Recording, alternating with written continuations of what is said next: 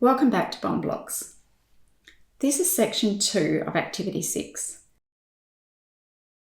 Today we're going to be using the wall we made in section 1 to learn about the commutative property of addition. It's a really long word. I'm going to clap it for you in syllables. Commutative. Commutative. Some teachers call this the turnaround property of addition.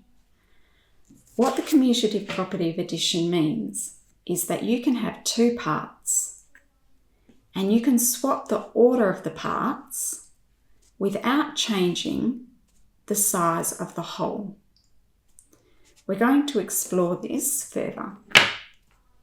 If you look at the rows in your wall, you will notice that some of the rows use the same parts or the same blocks, but they are just arranged in a different order. We're going to split our wall where this happens.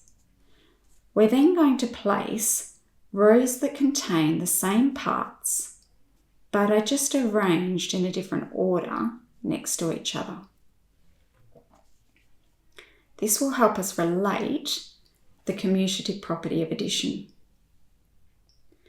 I'm going to go first and I'm going to say the two parts that are related.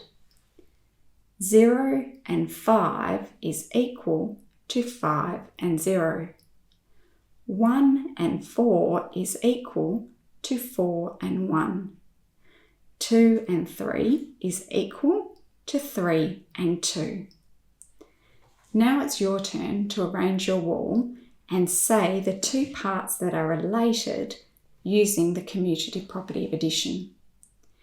If you would like, you can pause the video, rearrange your wall, and then do it with me.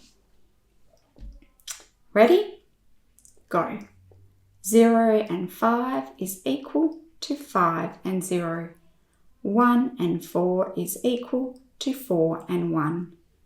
2 and 3 is equal to 3 and 2. I will see you back in the next video for section 3.